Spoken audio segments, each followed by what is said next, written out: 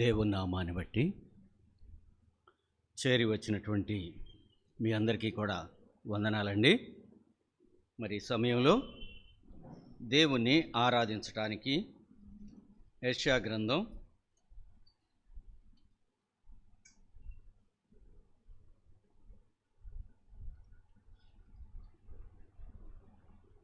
42వ అధ్యాయం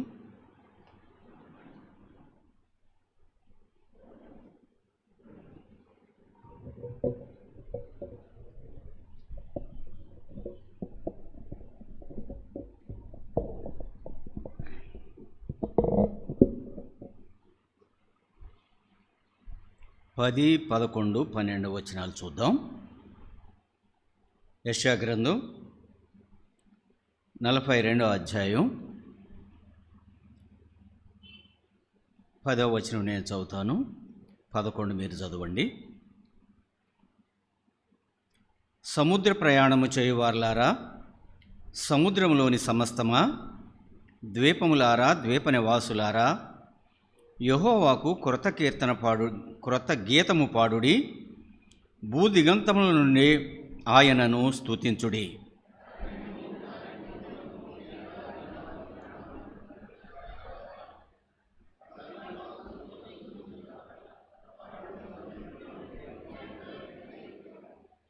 ప్రభావము గలవాడని మనుషులు యెహోవాను కొనియాడుదురుగాక, ద్వీపములలో ఆయన స్తోత్రము ప్రచురము చేయుదురుగాక.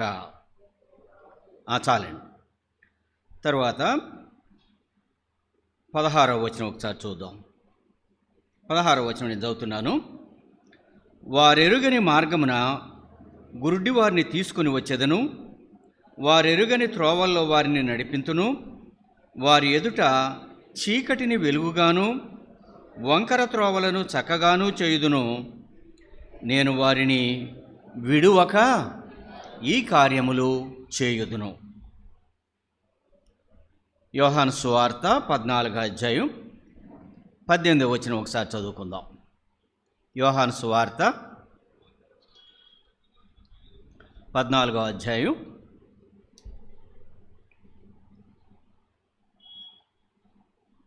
18వ వచనం. మిమ్మును అనాథులుగా విడువను, మీ యొద్దకు వత్తును, కొంతకాలమైన తరువాత లోకము నన్ను మరి ఎన్నడును చూడదు. చదవబడినటువంటి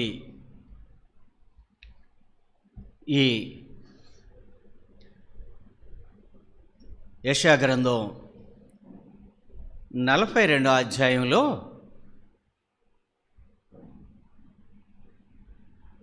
పది 12 వచనాల మధ్య ఇక్కడ అంటా ఉన్నాడు కదా, ద్వీపములారా, ద్వీప నివాసులారా, యెహోవాకు క్రొత్త గీతము పాడుడి, భూదిగంతముల నుండి ఆయనను స్తుతించుడి.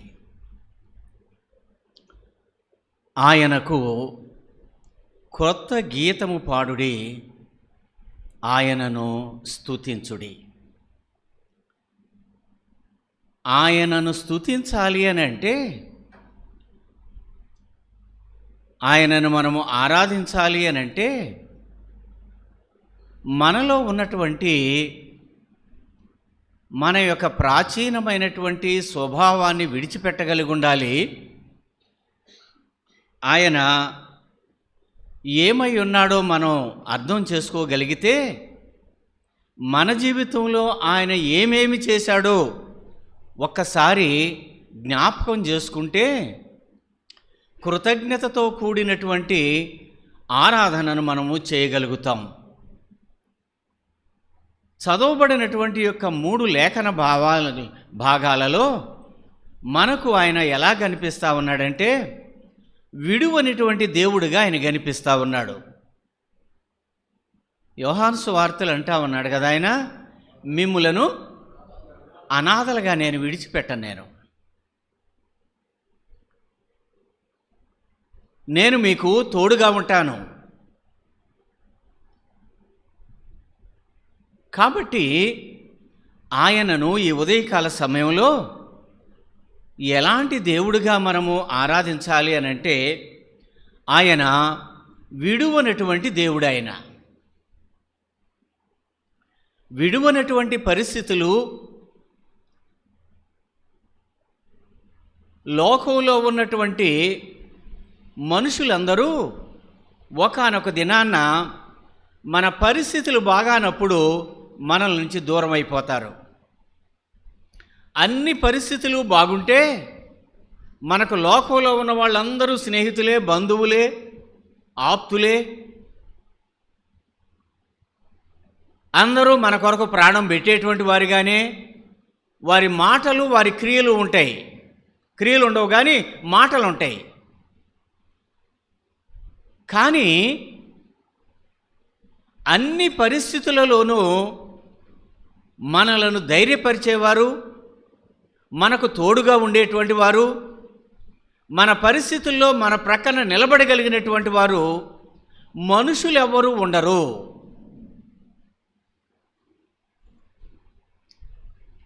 ఎందుకంటే మన యొక్క ఆలోచన, మన యొక్క పరిస్థితులన్నీ కూడా చాలా పరిమితమైనటువంటి జ్ఞానంతోనో లోక సంబంధమైనటువంటి ఆలోచనలతోనో మనం జీవిస్తూ ఉంటాం. కాబట్టి ఇది చేస్తే మనకు లాభం ఏంటి, ఇది చేయకపోతే మనకు వచ్చేటువంటిది ఏంటి, ఇవన్నీ మనము లెక్కగట్టుకుంటాం. కాబట్టి విడవకుండా ఎవరితోనూ మనం ఉండలేము. కానీ ఆయన అంటా ఉన్నాడు కదా, నేను విడువని దేవుణ్ణయ్యా, అంతేకాదు మిమ్ములను నేను అనాథలుగా నేను విడిచిపెట్టను. ఒకవేళ మనము విడువము అని మన ఇంట్లో వాళ్ళతోనో, మన బంధువులతోనో, మన స్నేహితులతోనో ఒకవేళ ఏదైనా సందర్భంలో మనం చెబితే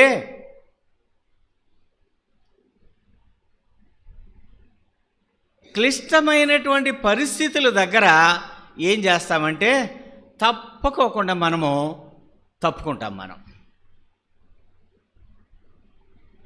ఆ రోజునేదో అన్నాను కానీ నీ పరిస్థితులు ఎలా ఉంటాయని నేను ఎలా ఊహించాను అంటాం మనం. ఇది నా శక్తికి మించినటువంటిది, నేనెలా నీతో పాటు నేనొస్తే నువ్వు మునుగుతున్నావు, నీతో పాటు నేను కూడా మునిగిపోతాను అంటాం మనం. కానీ ఆయన మన పరిస్థితులు ఎలా ఉన్నా విడువక మనలను ఆదరించేటువంటి దేవుడు ఆయన. మరి ఇలా విడువనటువంటి దేవుడు ఒకవేళ ఆయన ఎలాంటి వాడు? మనం బలహీనులమే, మనం శక్తి సామర్థ్యాలు లేనటువంటి వారమే, మన ప్రేమ కొంతవరకు ఉండేటువంటిదే, మన యొక్క కనికరం కూడా కొంతవరకే, జాలి కూడా కొంతవరకే చూపించగలుగుతాం. కానీ విడువనటువంటి దేవుని యొక్క లక్షణాలను మనం జ్ఞాపకం చేసుకుంటే, ఆయన యొక్క శక్తి సామర్థ్యాలను ఒకసారి మనం జ్ఞాపకం చేసుకుంటే, చూడండి ఇక 42వ అధ్యాయంలోనే 5వ వచనంలో మనం చూస్తే,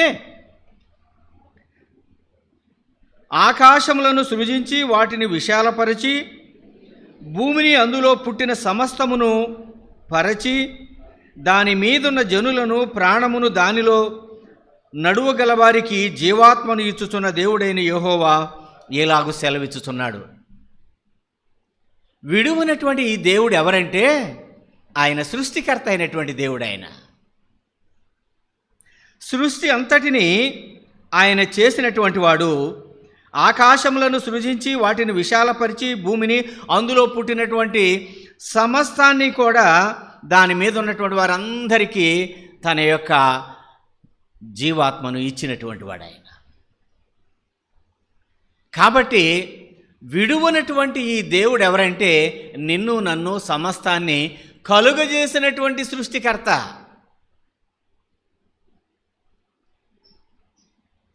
తన నోటి మాట ద్వారా కలుగును గాక అంటే సమస్తమును కూడా కలుగజేసినటువంటి శక్తిమంతుడైనటువంటి దేవుడు ఆయన. 6వ వచనంలో చూడండి, గుడ్డివారి కనులు తెరచుటకును, బంధింపబడిన వారి చెరసాలలో నుండి వెలుపలి తెచ్చుటకును, చీకటిలో ఉన్నటువంటి వారిని బందీ గృహంలో నుండి వెలుపలికి తెచ్చుటకును. ఎలాంటి వాడంటే ఈయన విడిపింపగలిగినటువంటి వాడు. ఆయన వేటి నుండి విడిపించగలడంటే చీకటిలో ఉన్నటువంటి మనలను వెలుగులోనికి తీసుకురాగలిగినటువంటి శక్తిమంతుడైనటువంటి దేవుడు ఆయన. ఇలాంటి వాడు అంటా ఉన్నాడు, నేను విడువనయ్యా మిమ్ములను. సృష్టికర్త అయినటువంటి వాడను నేను మిమ్ములను విడువను, చీకటిలో ఉన్నటువంటి మిమ్ములను, బందీగృహంలో ఉన్నటువంటి మిమ్ములను బయటికి తీసుకురాగలిగినటువంటి వాడను మిమ్ములను నేను విడువనటువంటి వాడను అంటా ఉన్నాడు. అంతేకాదు 7వ వచనంలో కూడా మనం చూసినట్లయితే ఆయనట కాపాడే దేవుడుగా ఇక్కడ ఆయన మనకు నిన్ను కాపాడి ప్రజల కొరకు నిబంధనగాను, ఆయన సృష్టికర్త అయినటువంటి దేవుడు, చీకట్లోంచి వెలుగులోనికి తీసుకురాగలిగినటువంటి దేవుడు. అంతేకాదంట, ఆయన కాపాడటానికి సమర్థుడైనటువంటి దేవుడు ఆయన. 13వ వచనంలో మనం చూస్తే యెహోవా శూరుని వలె బయలుదేరును,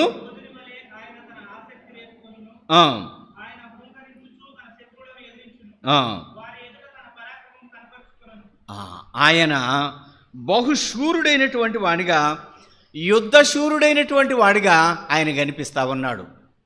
ఇవన్నీ ఆయన యొక్క శక్తి సామర్థ్యాలను మనకు జ్ఞాపకం చేస్తూ ఉన్నాయి. విడువను మిమ్ములను అని చెబుతున్నటువంటి వాడు ఎలాంటి వాడు అని అంటే ఏదో మనలాంటి వాడు కాదు. ఆయన శ్రమ వచ్చినప్పుడు విడిచిపెట్టేటువంటి వాడు కాదు, బలహీనుడు కాదు, శక్తి సామర్థ్యాలు లేనటువంటి వాడు కాదు. ఆయన సృష్టికర్త అయినటువంటి దేవుడు, చీకట్లోంచి వెలుగులోనికి తీసుకురాగలిగినటువంటి దేవుడు, యుద్ధశూరుడైనటువంటి దేవుడు, కాపాడగలిగినటువంటి దేవుడు. అంతేకాదు 16వ వచనంలో చూసినట్లయితే చివరి మాట ఒకసారి చూద్దాం. నేను వారిని విడువక ఈ కార్యములు చేయుదును.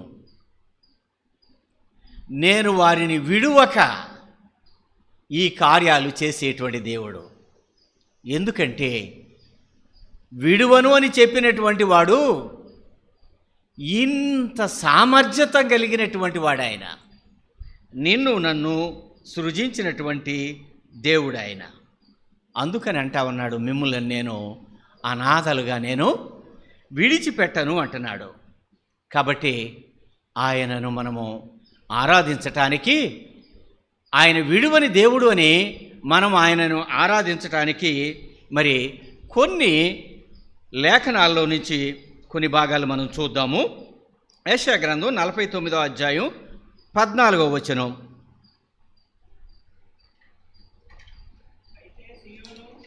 అయితే సియోను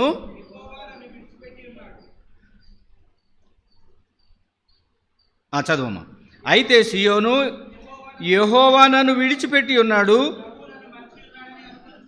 ప్రభువు నన్ను మరిచిపోయాడు అని అనుకుంటుందంట. సియోను అనుకుంటుంది, యెహోవా నన్ను ఆయన విడిచిపెట్టేశాడు, ఆయన నన్ను మరిచిపోయాడు. మనం కూడా అనుకుంటా ఉంటాం.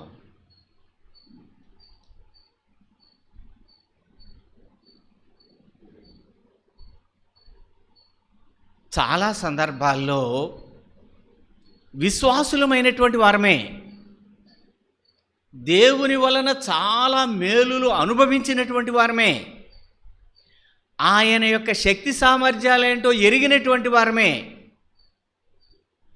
కానీ కొన్ని పరిస్థితులు,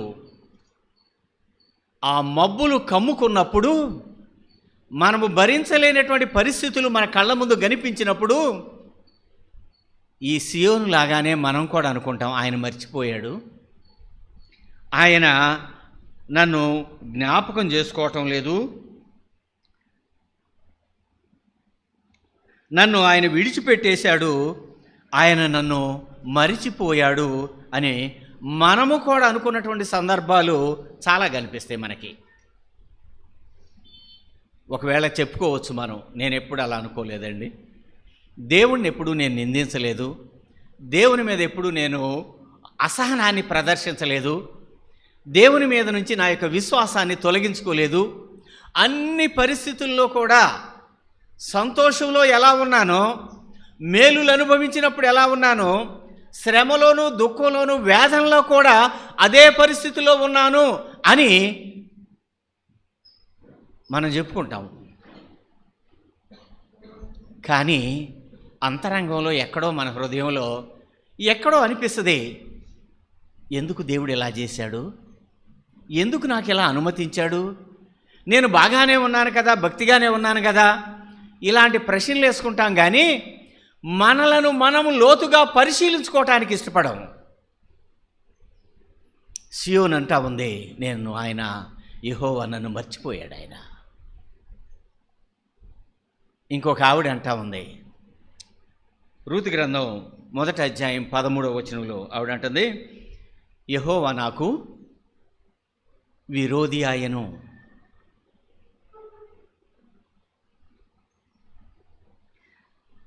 సర్వశక్తుడు నన్ను రిక్తురాలుగా చేశాడు.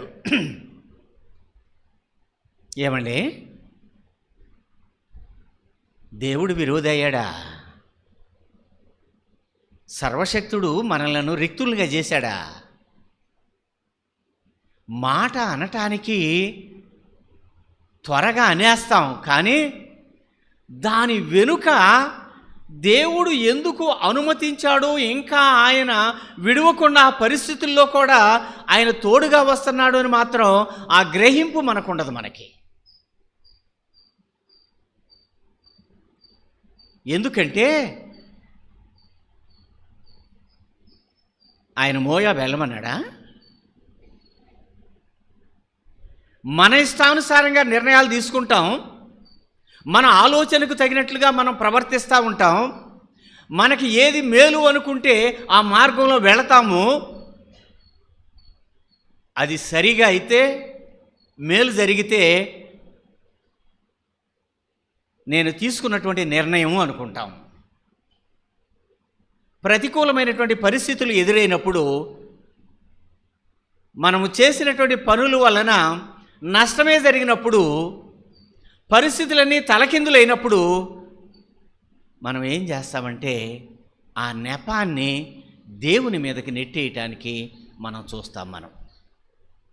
కానీ దేవుడు ఆయన అంటా ఉన్నాడు, నేను విడువని దేవుడిని అయ్యా. నేను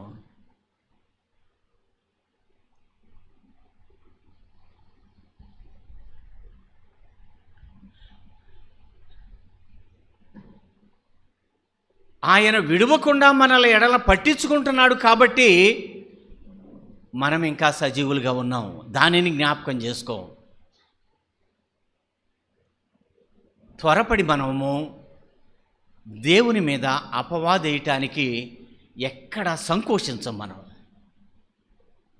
మన లోపాన్ని సరిచేసుకోవటానికో, ఎందుకు ఇలా జరిగింది, దేవుడు అనుమతించాడు, దాని వెనుక నేను చేసినటువంటి పని ఏమిటి, నా ప్రవర్తన ఏమిటి, దీనిని మనము పరిశీలించుకోవటానికి ప్రయత్నం చేయం. కానీ ఆ నష్టాన్ని, ఆ శ్రమను దేవుని మీద నెట్టేయటానికి ప్రయత్నం చేస్తాం. అలాగే సియోను కూడా అంటా ఉంది, దేవుడు మర్చిపోయాడని. నయోమి అంటా ఉంది, సర్వశక్తుడు నన్ను రిక్తునిగా చేశాడు అని అంటా ఉంది. కానీ నీవు రిక్తునిగా చేసుకున్నా ఆయన మర్చిపోయే దేవుడు కాదు, విడిచిపెట్టేటువంటి దేవుడు కాదు. కాబట్టి ఈ ఉదయకాల సమయంలో ఆరాధించటానికి మరి ఒక 2-3 విషయాలను మనం జ్ఞాపకం చేసుకుందాం. ఒకటి ఏంటంటే, ఏ స్థితిలో ఉండగా ఆయన మనలను విడిచిపెట్టలేదు.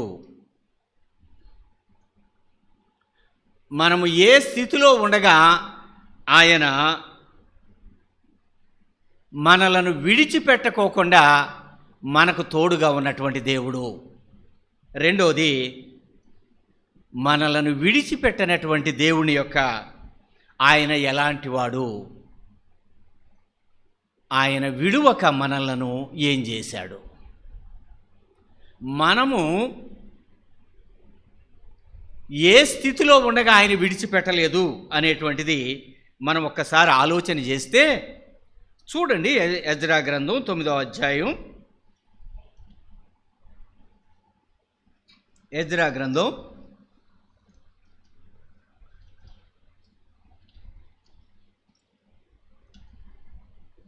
9వ వచనం, 9వ అధ్యాయం 9వ వచనం. నిజముగా మేము దాసులమైతిమి, అయితే మా దేవుడు అయినటువంటి నీవు మా దాస్యములో మమ్మును విడువక. చాలండి. ఏమండి, దాస్యంలో కూడా ఆయన విడిచిపెట్టే దేవుడు కాదాయన. ఇది ఐగుప్తు దాస్యాన్ని గురించి వ్రాయబడింది కాదు, కానీ బబులోను యొక్క దాస్యాన్ని గురించి వ్రాయబడినటువంటి మాటలు ఇవి.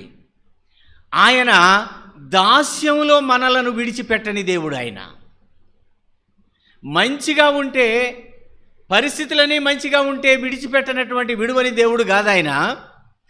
దాస్యంలో ఉండగా ఆయన మనలను ఏం చేశాడంటే విడువక ఆయన మనలను జ్ఞాపకం చేసుకున్నటువంటి దేవుడు. ఇశ్రాయేలీలు చాలామందికి వాళ్ళు బానిసలయ్యారు. చెరకు కొనుపోబడినటువంటి సందర్భాలు మనకి ఎవరెవరికి వారు దాసులయ్యారో మనకు తెలుస్తూ ఉంటుంది.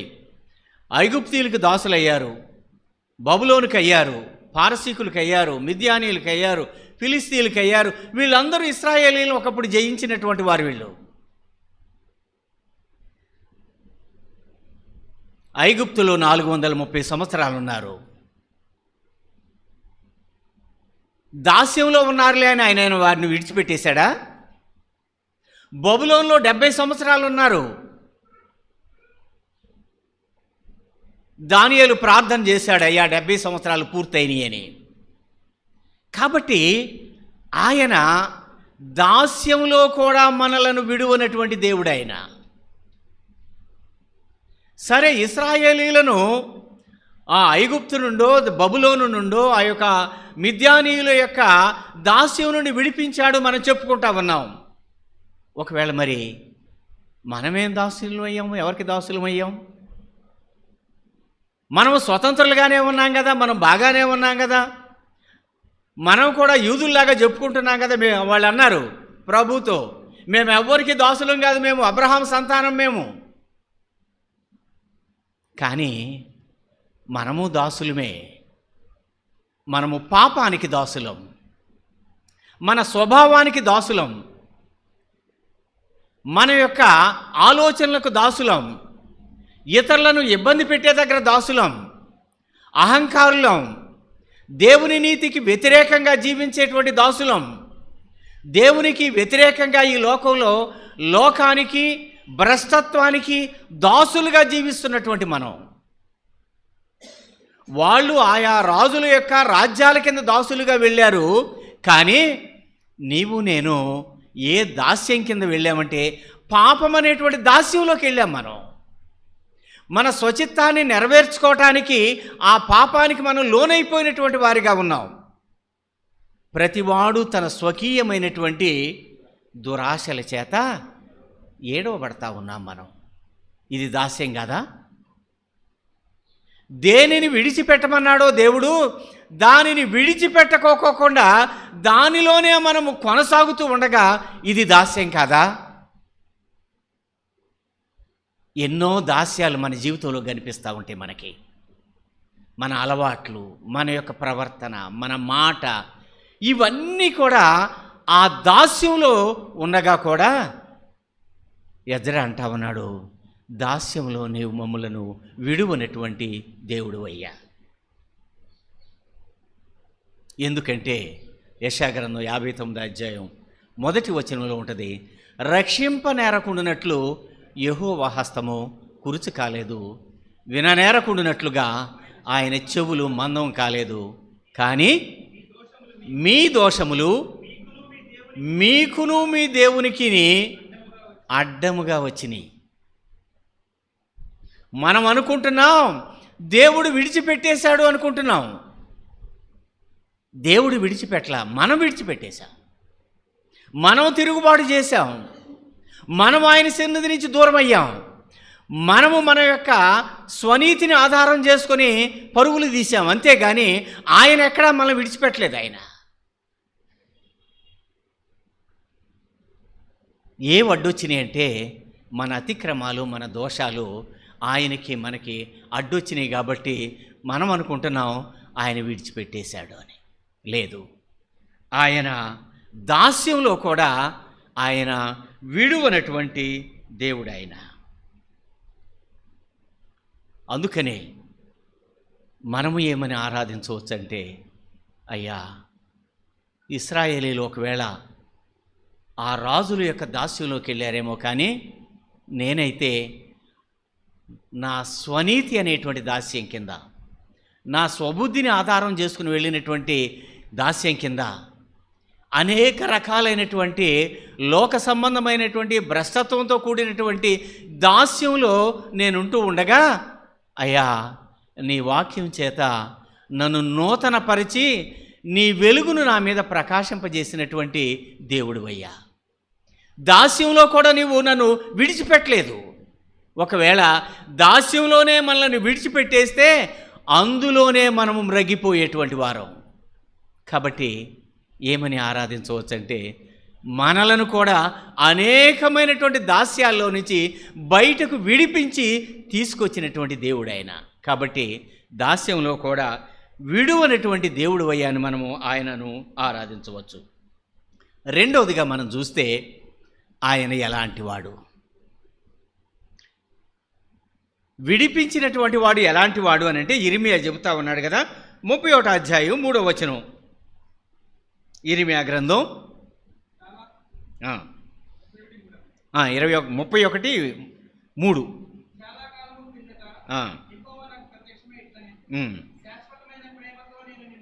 శాశ్వతమైనటువంటి ప్రేమతో నేను నిన్ను ప్రేమించుతున్నాను గనుక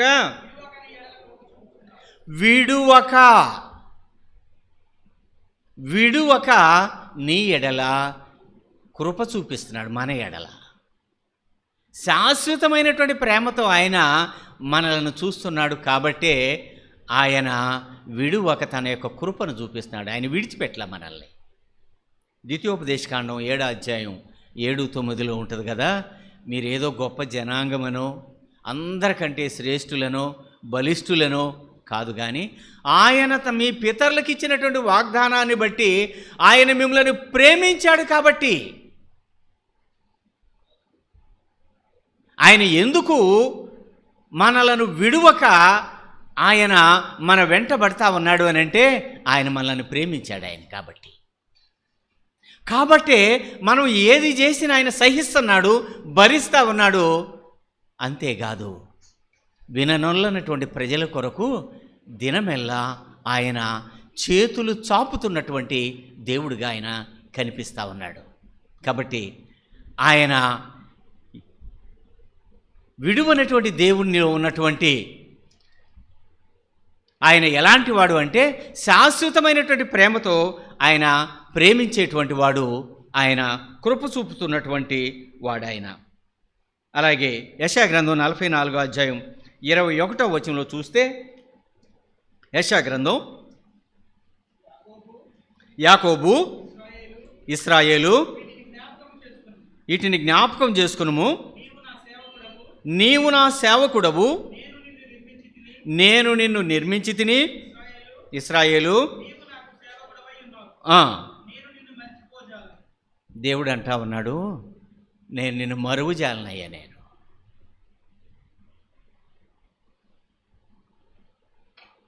విడువనటువంటి దేవుడు ఎలాంటి వాడంటే, ఆయన అంటున్నాడు శాశ్వతమైనటువంటి ప్రేమతో నేను ప్రేమిస్తున్నాను, అంతేకాదు నేను నిన్ను మరిచిపోజాలను.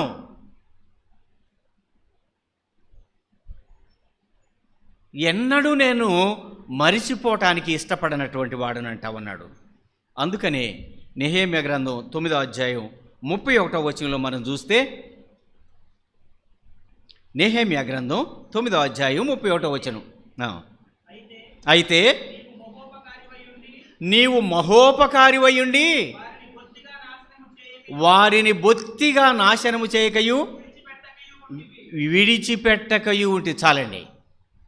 ఆయన మహోపకారి అయినటువంటి దేవుడు. ఆయన కృతజ్ఞత లేని వారి ఎడల కూడా ఆయన తన మహోపకార బుద్ధిని కనపరిచేటువంటి దేవుడు ఆయన.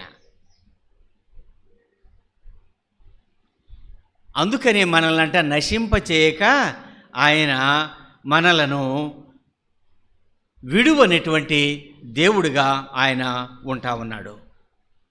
ద్వితీయోపదేశకాండం 4వ అధ్యాయం 31వ వచనంలో చూస్తే, ద్వితీయోపదేశకాండము 4వ అధ్యాయం 31వ వచనం,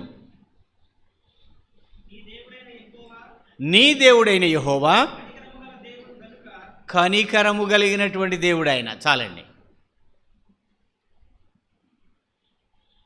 ఆయన శాశ్వతమైనటువంటి ప్రేమతో ప్రేమిస్తున్నటువంటి వాడు. నేను నిన్ను మరిచిపోజాలను అని చెబుతున్నటువంటి వాడు. మహోపకారి అయినటువంటి దేవుడు, కనికరము కలిగినటువంటి దేవుడు. కాబట్టి ఆయన అంటున్నాడు, ద్వితీయోపదేశకాండం 31:6-8 అంటాడు కదా, ఆయన నిన్ను విడువడు. ఆయన విడిచిపెట్టే దేవుడు కాదు. ఆయన ఎడబాయను అంటా ఉన్నాడు. ఆయన విడిచిపెట్టనటువంటి దేవుడు. ఇంత గొప్ప దేవుడు ఆయన. ఆయన ప్రేమే గనక మన ఎడల లేకపోతే, ఆయన కనికరమే గనక మన ఎడల లేకపోతే, ఆయన మహోపకారమే మన ఎడల కనిపించకపోతే, ఆయన చూపించకపోతే మనము ఏనాడో భ్రష్టులమైపోయేటువంటి వారు. కానీ విడువనటువంటి దేవుడు, ఇంతగా మనలను ప్రేమిస్తున్నటువంటి దేవుడు. ఏమని ఆరాధించవచ్చు? అయ్యా, నీ ప్రేమకు నేను పాత్రుడను కాను, కానీ నీవైతే శాశ్వతమైనటువంటి ప్రేమతో నన్ను విడువక కృప చూపిస్తున్నటువంటి దేవుడు అయ్యా. చాలాసార్లు లోకంలో కలిసిపోయాను, చాలాసార్లు లోకం యొక్క ఆశలకు కొట్టుకొని పోయాను. ఎందుకంటే కృతజ్ఞత లేనటువంటి వారు మనం. ఒక్కసారి జ్ఞాపకం చేసుకోండి, ఆయన చేసినటువంటి మేళ్ళని జ్ఞాపకం చేసుకోండి, మన దుస్థితి ఎలాంటిదో జ్ఞాపకం చేసుకోండి, ఒకప్పుడు మనం ఎలా ఉన్నామో జ్ఞాపకం చేసుకోండి. జ్ఞాపకం చేసుకుంటే ఏమనిపిస్తుంది మనకి? ఇలాంటి నన్నా ప్రభా నువ్వు ప్రేమించింది, ఇలాంటి దౌర్భాగ్యుడైనటువంటి భ్రష్టుడైనటువంటి నా ఎడలా నీవు శాశ్వతమైనటువంటి ప్రేమను కృపను కనపరిచినటువంటిది. ఎందుకంటే త్వరగా మర్చిపోయేటువంటి వారం. కానీ ఇంత శాశ్వతమైనటువంటి ప్రేమతో చూస్తున్నటువంటి ఆయన ఎడల మనము కృతజ్ఞత కలిగి ఉండాలి ఆయన. కాబట్టి విడువనటువంటి దేవుడు మన ఎడల తన యొక్క ప్రేమను, కనికరాన్ని, దయను, శాశ్వతమైనటువంటి కృపను మనకు అనుగ్రహించాడు. కాబట్టి ఈ దినాన్న ఆయన యొక్క సన్నిధిలో మనం చేరి ఆరాధించగలుగుతా ఉన్నాం. చివరిగా చూసుకుందాం, మరి ఆయన విడువనటువంటి దేవుడు ఆయన మన ఎడల ఏం చేశాడు చూద్దాం ఒకసారి. కొలసీలకు రాసినటువంటి పత్రిక 1వ అధ్యాయం 13-14 వచనాల్లో చూస్తే, కొలసీలకు రాసినటువంటి పత్రిక, ఆయన మనలను అంధకార సంబంధమైన అధికారములో నుండి విడుదల చేసి తాను ప్రేమించిన తన కుమారుని యొక్క రాజ్యవాసులుగా చేసెను. విడువనటువంటి ఈ దేవుడు మన ఎడల ఏం చేశాడంటే, అంధకార సంబంధంలో ఉన్నటువంటి, చీకట్లో ఉన్నటువంటి మనలను వెలుగులోనికి తీసుకురావటమే కాదు, ఆయన కుమారుని యొక్క రాజ్యానికి మనలను వారసులుగా చేశాడు. వారసులు అని చెప్పుకునేటువంటి ఏ లక్షణం మనలో లేదు, కానీ ఆయనే